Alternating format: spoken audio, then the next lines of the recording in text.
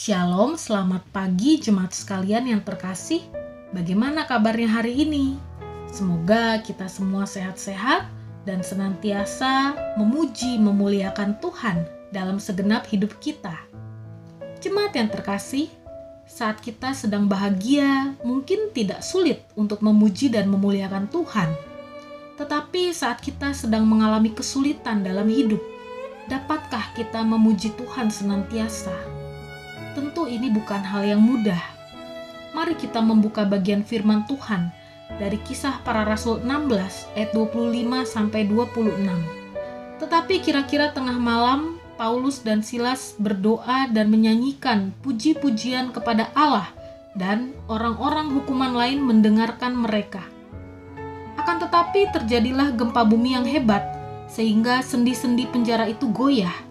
Dan seketika itu juga terbukalah semua pintu dan terlepaslah belenggu mereka semua.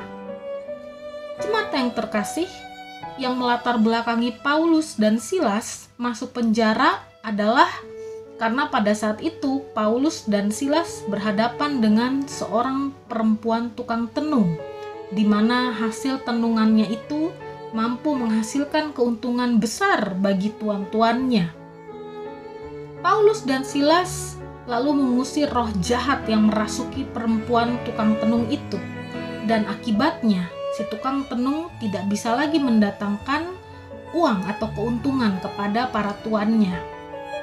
Perbuatan Paulus dan Silas ini ternyata mendatangkan sebuah masalah yang sangat serius. Mereka kemudian ditangkap dan dicambuk berkali-kali, lalu dilemparkan ke dalam penjara dengan keadaan dipasung.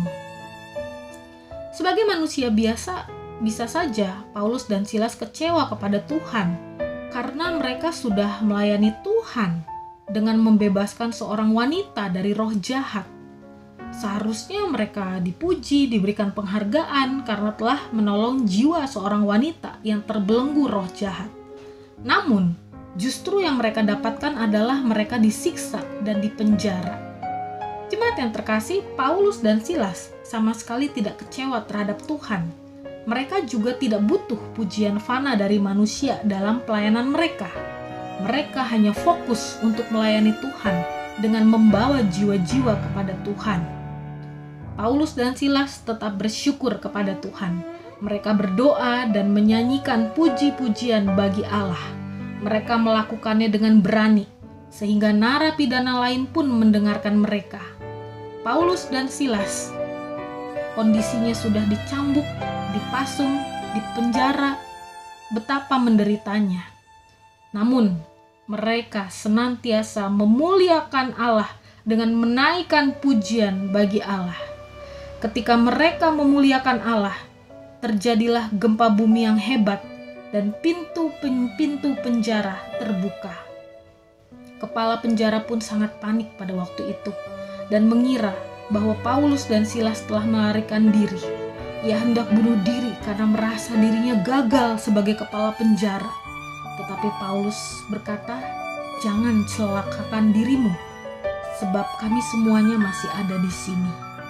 Jemaat yang terkasih, mari kita belajar memuji Tuhan apapun situasi hidup kita, baik senang maupun susah. Saat senang, jangan kita terlena dan melupakan Tuhan.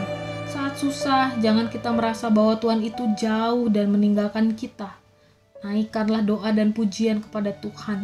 Ia yang akan memberikan kelegaan kepada kita, karena di hadiratnya kita damai dan tenang.